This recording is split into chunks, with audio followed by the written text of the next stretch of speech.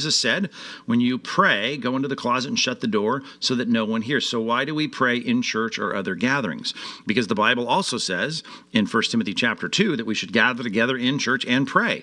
And it's often what we see Jesus doing even. We see it throughout the New Testament. We see it happening, say, in the book of Acts. Every time they come together at Antioch, and Pisidian Antioch, and they come together for church, and they commission missionaries. They're praying. They pray together. Now, what's the point in Matthew 5, Matthew chapter 6, rather, when this discussion is had? Let me look it up for you and catch up with you here. Matthew chapter 6.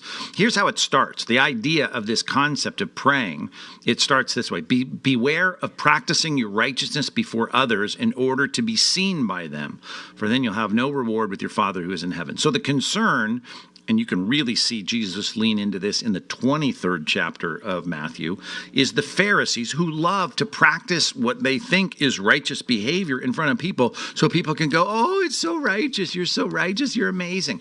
And God said that's nothing but pride and selfishness, and you should not live that way as a real Christian.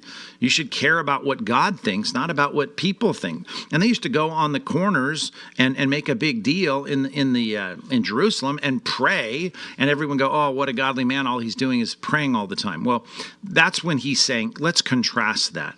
Let's make sure that your giving's not done by sounding a trumpet, which it says in verse 2, and throwing money in an offering bag. Just send in your money, right? Just, if you're going to give to the Lord, give to the Lord. Don't even care about who sees it, right? You don't need your name on a plaque. You don't need something in lights, right? If some churches or organizations do that for whatever reason, they just need to be careful about that. Some Christian schools will do that. I can see the reason for that. But when it comes to you giving, the motive needs to be seen by your Father, not by people. And that's why he says, go into your inner room, shut the door, pray to your Father who's in secret. Why? Because the Pharisees were known for praying on street corners. And here's the thing, we're not praying on street corners when we go to church to pray. Because as it says in 1 Timothy 2, we're praying together in church as Christians, and we care about God hearing us. That's when you expect to be praying, is when you're in church. Jesus even said it for the temple in the Old Testament. He said this is supposed to be a house of prayer. So Jesus isn't contradicting himself, saying, hey, you got to pray in private, only pray in private, you can't pray in public. Then he goes to the temple and goes, this is supposed to be a house where we gather together to pray, right? He knows that the difference between the people praying in a gathered space for worship is different than the Pharisees going out and saying, hey, everybody, look at me, I'm praying.